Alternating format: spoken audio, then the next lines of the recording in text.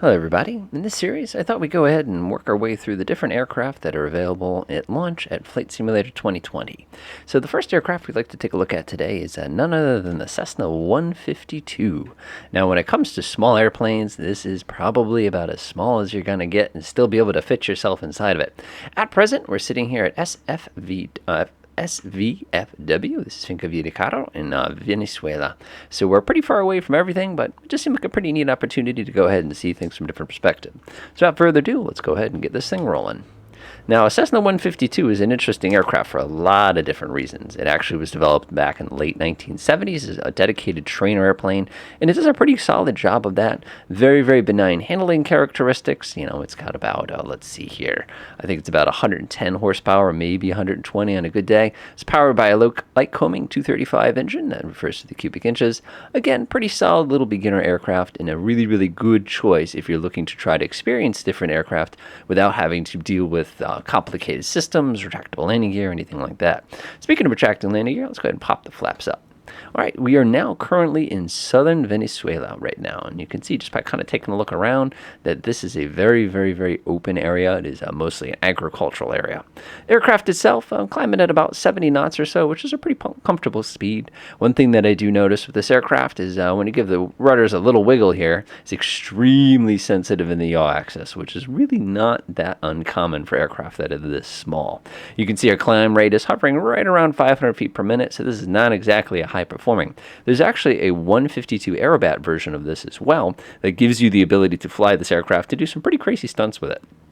So anyway, I'm just going to kind of go ahead and do a big old donut here. Set ourselves back up so we can kind of see that runway below, and then we'll run the aircraft through a couple tests, and I'll go ahead and take a look at some other aircraft as well. All right, so now we're all nice and set. First thing I always like to check is to see how well this aircraft can level off and kind of keep itself steady. So I'm going to go ahead and pop that nose forward just a teeny tiny bit. We have no wind today, so anything you see shaking is just because of just how sensitive the controls are on this aircraft. Go ahead and reduce myself to about 2200 RPM here. And we're holding pretty steady. Give it just a little teeny bit more trim here. Again, no automatic pilot on something this small. It's not to say you can't get automatic pilot on a Cessna 152. It's just to say that it's not very likely. All right, letting go of the controls for a sec here. And it definitely wants to kind of sink a little bit. You can see we're cruising at about 96, 97 knots, which is, again, not too uncommon. This is not the kind of aircraft you're going to be traveling long distances. Its listed range is right around 415 nautical miles, which isn't great, especially since our cruise speed it's going to be right about this speed, about 100 knots. It means it's going to take us a good solid 4 hours to get anywhere out there. You know, kind of just absorbing some of this content here, looking around at the nice little patches of trees, these little dirt roads. This is really, really a neat area, and unfortunately it does not get nearly as many flights through it as it probably should. Taking a look down, you can see all of that. So the other thing I like to test on aircraft is I like to see how they handle in a stall in the event that we get kind of in a weird situation. So we'll go ahead and give that a spin real quick as well. I'd finish my little turn here. All right, level the nose off.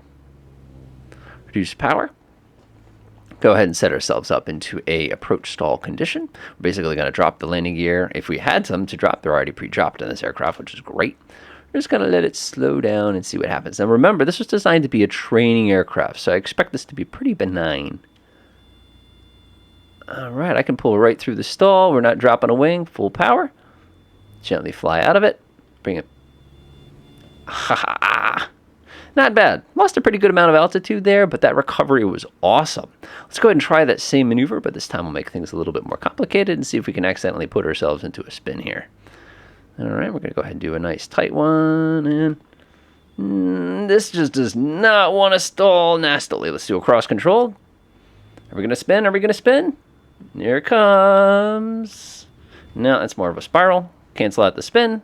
And we are back, and we are good to go. So it is safe to say that this is an excellent training aircraft. Now, things I don't like about this plane. First of all, it's not very fast. Second of all, although I do have a couple instruments for receiving VOR, I definitely would not feel very confident navigating this thing to wind, because it's basically going to be doing this the entire time, which would not be terribly pleasant. But all in all, it's a really, really solid aircraft. It's a really, really good training aircraft, and it'll serve you really well.